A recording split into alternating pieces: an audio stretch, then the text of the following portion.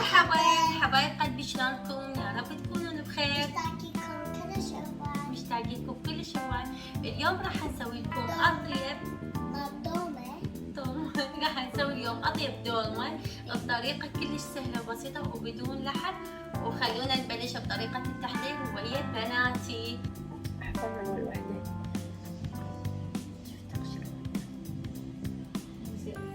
لا زينة، ليش مو زينة؟ ايش بيها مو زينة؟ شنو شو تسوي؟ بدي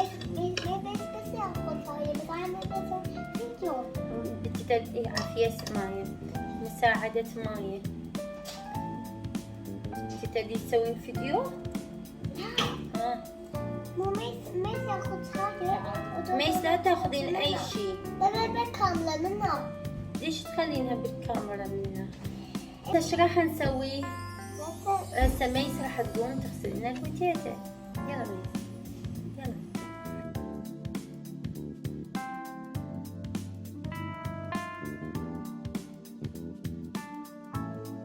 برافو. شفتي ما خسرتي شيء. هاي الباقيات انا غسلتها. لازم هيك اوكي. هاي ننقصها نصين حتى شنو يصير عندنا كيوت صغيرون. ساندرا شنو رايك تقدمين الفيديو مو احسن؟ عادي عادي.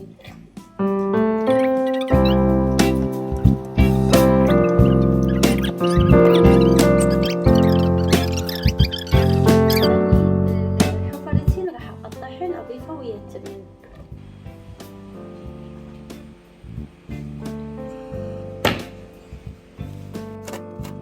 هسه راح اضيف البصل والثوم قطعتهن ويا البوتيتو الحفرة الخضروات قطعتهن بهذا الشكل. هسه هنا ضفت الخضروات وضفت المعدنوس وشبنت وكزبرة قليل. وهسه راح اضيف التوابل. هسه راح اضيف ملح وراح اضيف الدبس الرمان والزيت شوي. هسه ضفت معجون طماطة وراح اضيف اقطع طماطة ناعمة وياها. بس هو البداية اقشر الطماطة وحدة واقطعها ناعم واضيفها.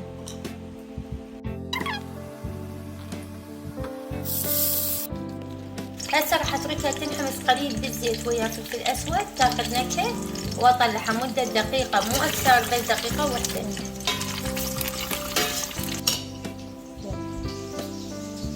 هسه حشيت البصل وراح احشي ورق العنب.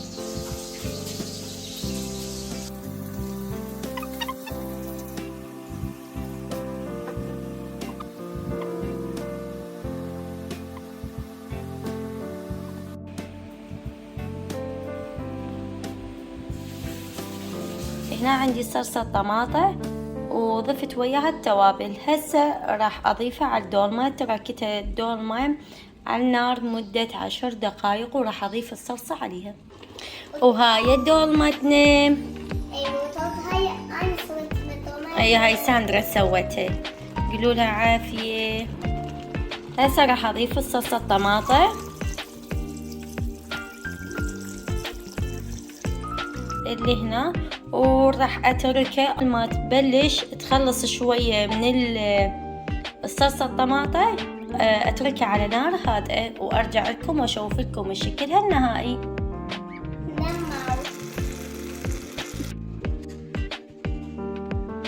هسه وصلنا لنهاية الفيديو حبايب قلبي. مثل ما شفتوا طريقتها كلش سهلة وبسيطة. اتمنى عجبتكم. لا تنسونا لايك والاشتراك وشاركوا رابط قناتنا مع اصدقائكم واقربائكم واحبكم كلش هواي والف عافية. باي.